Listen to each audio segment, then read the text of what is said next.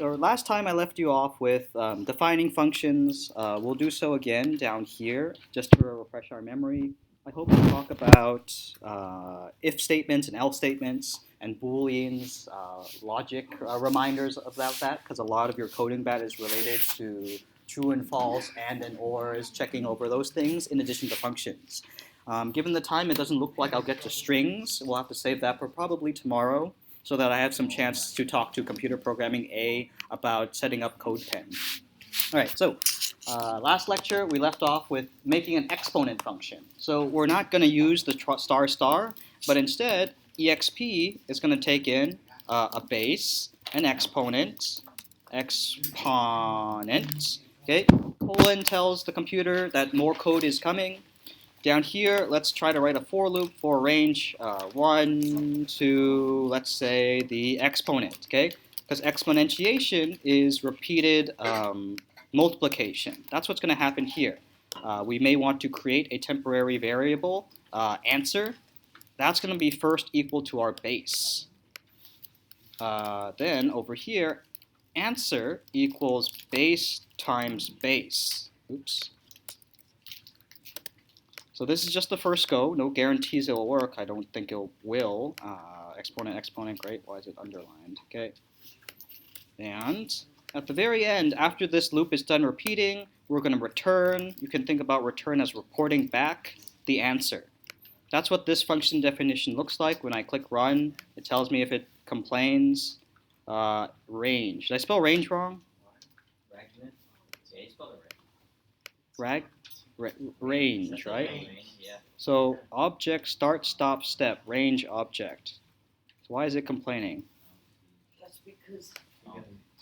Where's my mistake? Anyone see it? How did you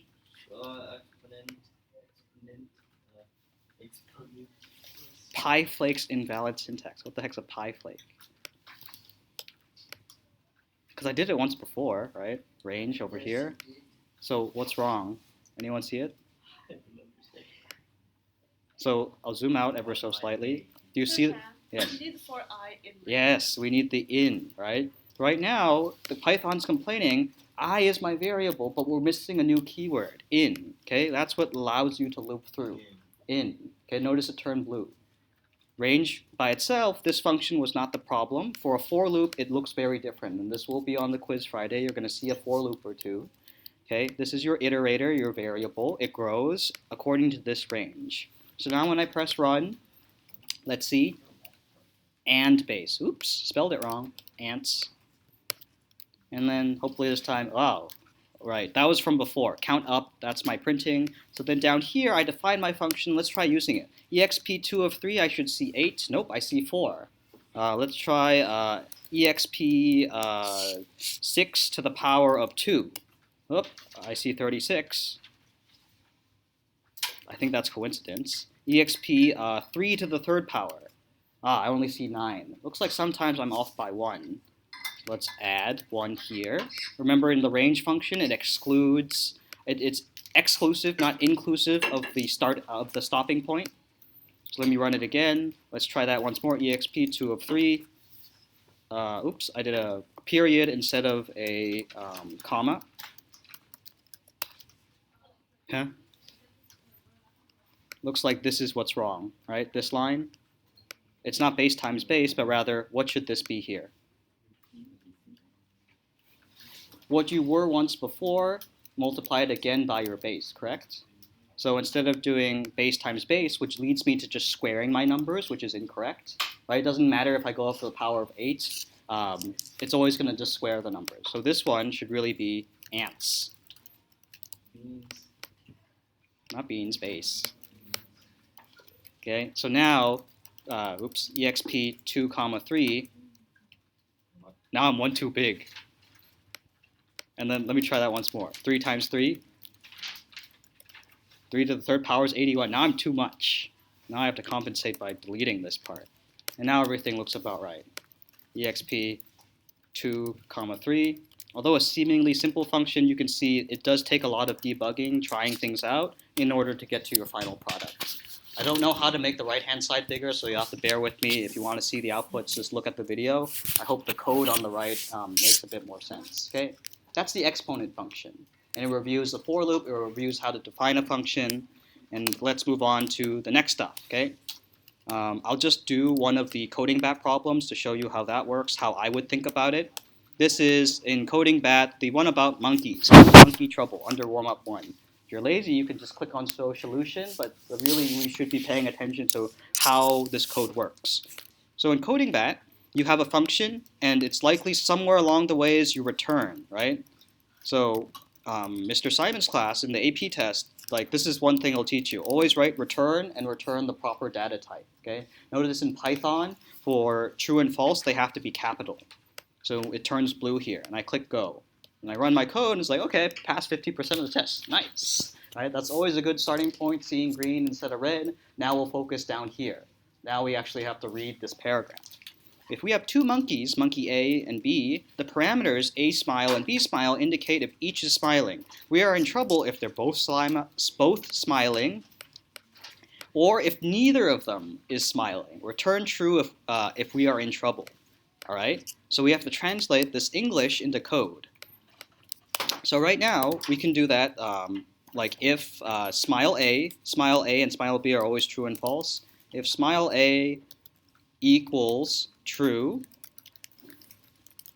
then let's try to return what? It means one of them is smiling, neither of them, okay? So why don't we temporarily spell return right and then do return true?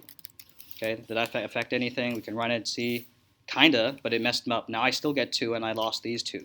So there's only like 4 expected inputs over here. These are the combination of true and false. For this one, because they're both false, the monkeys are up to no good, I have to fix that. This one's wrong. I'm always returning 2 a bit too soon. So not only do I have to look at monkey A's smile, I have to see monkey B's smile. Here's another way to do it. B underscore smile. Notice the and keyword, it's just like from geometry. If that's true, okay, true and true yields this whole expression to be true. Okay, notice we don't have to type equals true here, right?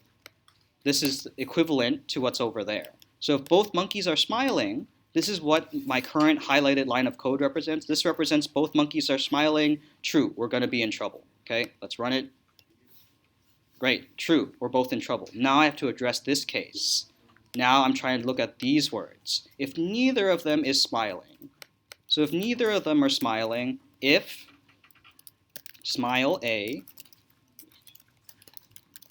equals false and B underscore smile equals false. Notice it's just 2 equal signs. Don't forget your colon. We're going to return false. Go. Oh, darn it. I still didn't get this case. Let's investigate why.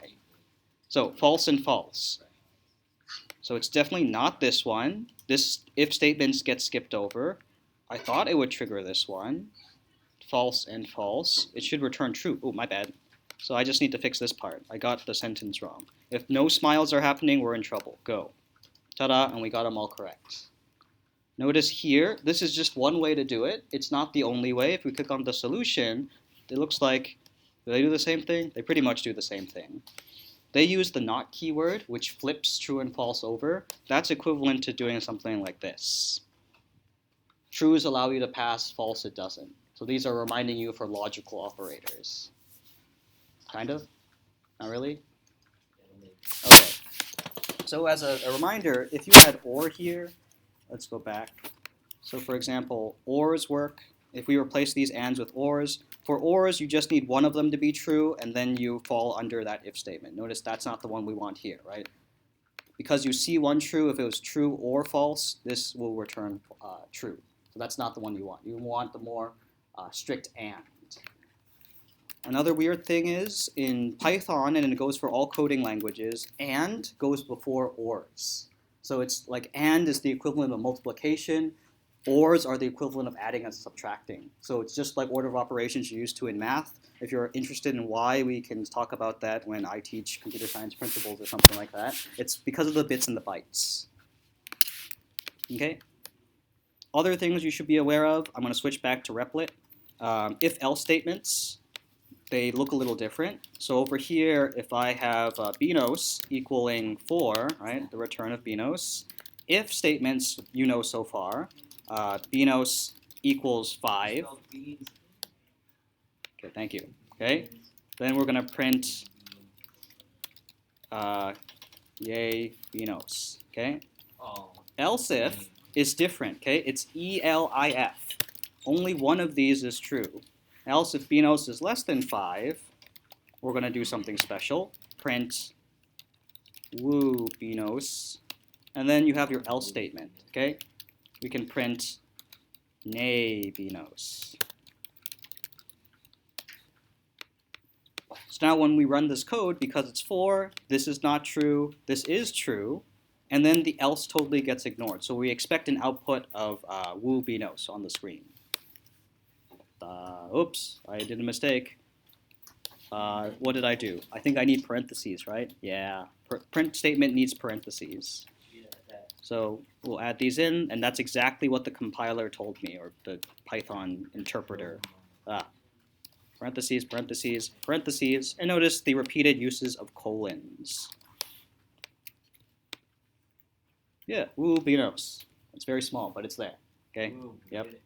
Notice you can also put if statements inside if statements. So down here, maybe we wanted to check if Chan equals the word happy, right? And then down here, we'll make the word happy, right? Notice here, you have to fix your indentation. Woo binos is now inside there. Down here, let's type another thing. Indentation really matters, and when you start getting more and more complicated code, woo binos, all capitalized, okay? I got 2 woo binos. Yes. Venus? Okay, plural of binos, right? Yeah, So notice Bini. that's a way for you to get 2 things to appear at once. Notice the capital one appeared, and then because Chan is happy, that one appeared, all right? This is one big if block. You have if statements inside if statements. A reminder that you can make more complicated logic by doing so. What else I have to talk about? Yeah.